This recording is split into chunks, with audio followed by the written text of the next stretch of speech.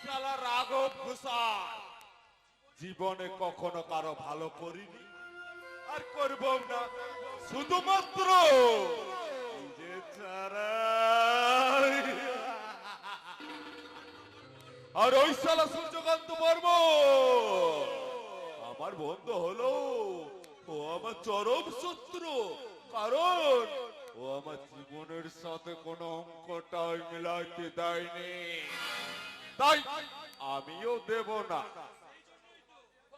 সেই জন্যই তো ওর ভিতর থেকে ওর সাজানো বাগানটাকে আমি একটু একটু করে ঝাঁঝরা করে দিয়েছি। আর আমার এই কুকর্মের সাক্ষী কেউ নেই, কেউ নেই। কিন্তু ওই শালী মাধবী জানলো কেমন করে। তাহলে কি সেদিনকে রাত্রে ওই হাসপাতালে দেবী বর্মনের ঘটনা সব দেখে ফেলেছিল? আর যদি তাই হয় তাহলে তো কেলেঙ্কারি হয়ে যাবি। না না না না না না, যেমন করেই হোক ওই শালী মাধবী আর ওর ছেলে রামুকে এ দুনিয়ার মুখ থেকে সরিয়ে দেব। ভিতরে আসতে পারি?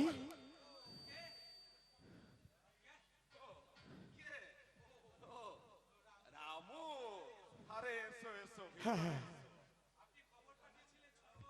আপনি খবর পাঠিয়েছিলেন ছোটবাবু নাকি জমির ব্যাপারে কোনো কথা বলতে চাই।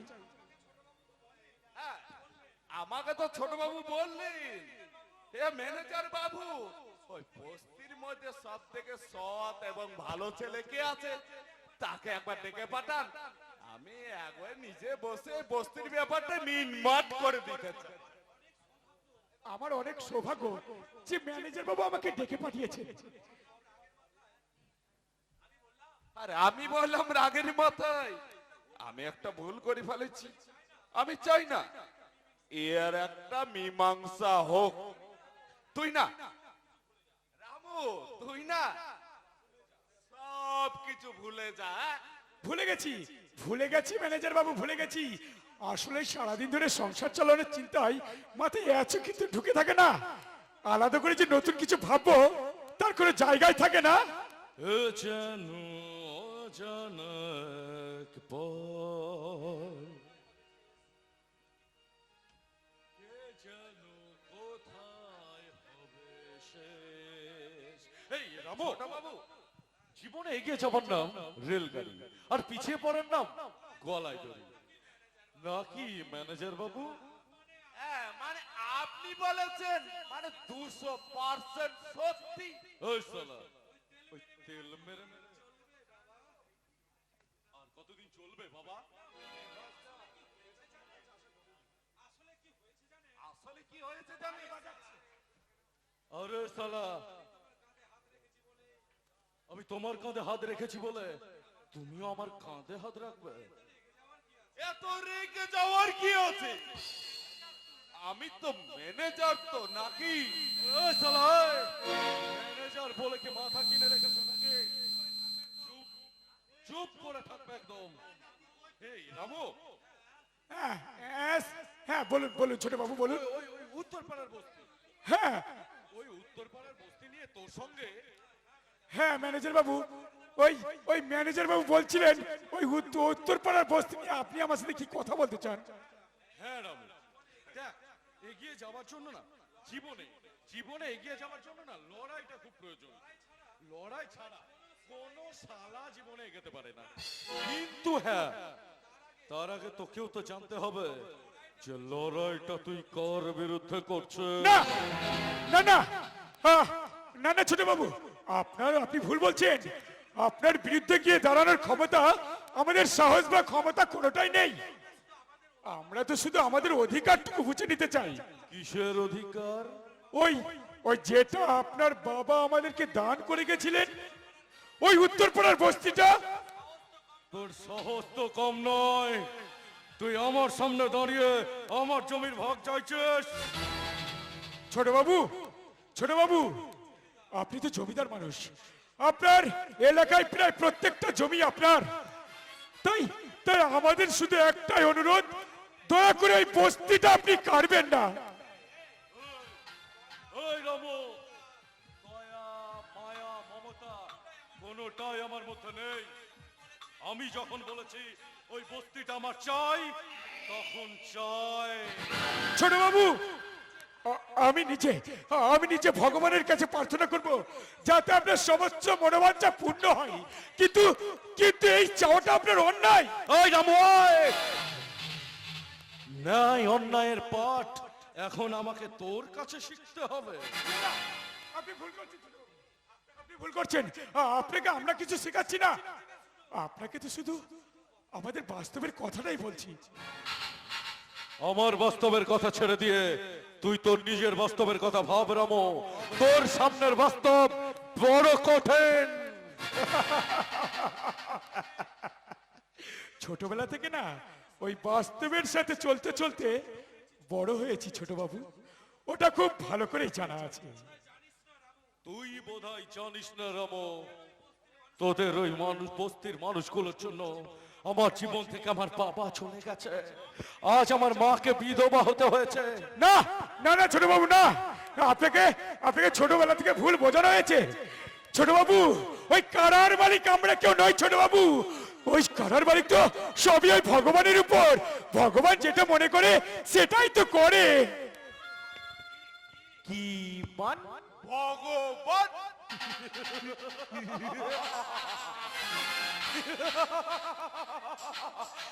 রামু, তুই যে জায়গায় দাঁড়িয়ে আছিস সেখানে আমি ভগবান, আর আমি শয়তান।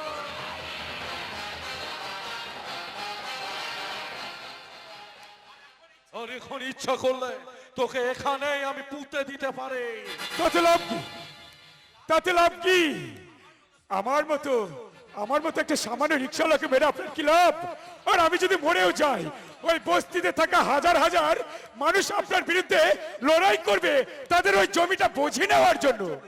হাজার হাজার মানুষকে আমি মেরে পুঁতে দেব রে। ছোট বাবু, আমি গরিব, তবু আজ আমি আপনাকে একটা শিক্ষা দিয়ে যাই।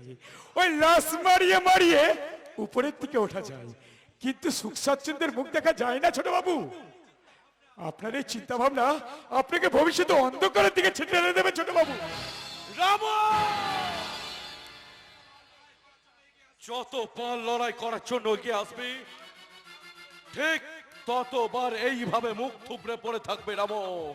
এখনো সময় আছে, আমার রাস্তা থেকে সরে যা, না হলে মৃত্যুর দিন কোনার জন্য প্রস্তুত থাক। আরে ছোট বাবু,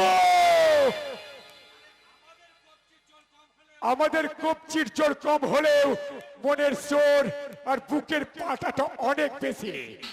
আপনার মতো আপনার তৈরি করা ঝড় দিয়ে আমাদের যে ঘরের চাল আপনি উড়াতে চাইছেন, বস্তিতে থেকে হাজার হাজার মানুষ ওই ঝড়ের মোকাবেলা করে। তুই কিন্তু আমায় অপমান করছিস রামু। আরে অপমানটা তো আপনি আমাকে করবেন বলে ডেকে পাঠিয়েছে, এটা এতক্ষণে যথেষ্ট ভালো করে বুঝে গেছি। এতদিন আমি ভেবেছিলাম একদিন না একদিন আপনি পরিবর্তন হবেন, কিন্তু না, আপনি শালা না, তুই শালা টাকার নিচে এতটাই বুঝ যে নিজের পাপ বা কোনটা ভালো বা খারাপ কোনটাই বুঝতে পারিস না। রামু, তার মানে তুই লড়াই চাইছিস? লড়াইটা আপনার কাছে নেশা হতে পারে ছোট বাবু, ওটাই তো আমাদের কাছে বাঁচার একমাত্র আশা। এই যে আপনি সমাজের অনেক উচ্চস্তরে বসে রয়েছেন, ওখান থেকে টুকুস করে পড়ে গিয়ে আপনার মরে যাওয়ার ভয়টা থাকতে পারে, কিন্তু আমাদের নাই। তুই কিন্তু নিজের হাতে নিজের কবর খুঁজছিস রামু।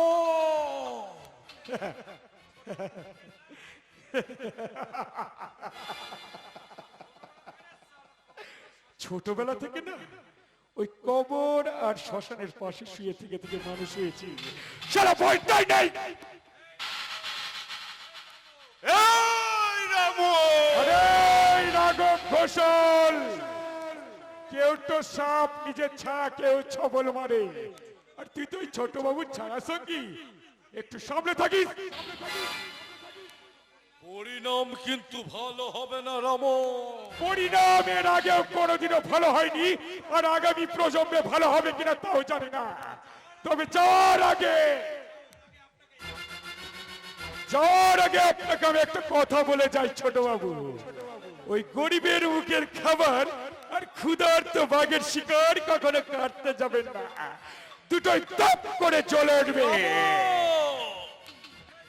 মিস্টার রাজ আদিত্য বর্মন।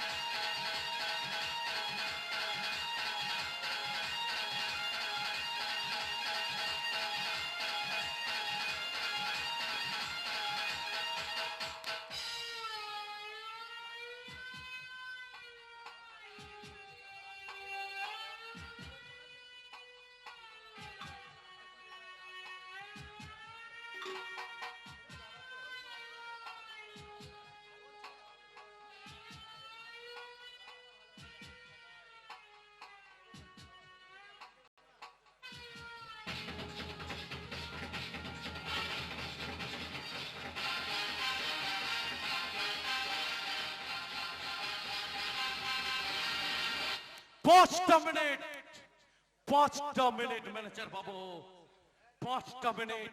এই 5 মিনিটের মধ্যে আমার অপমানের বদলা যদি আমি না নিতে পারি, ওই রামুকে ওর প্রিয় মানুষগুলোর কাছ থেকে যদি জীবনের মতো দূরে সরিয়ে দিতে না পারে, তাহলে বৃথায় আমার নাম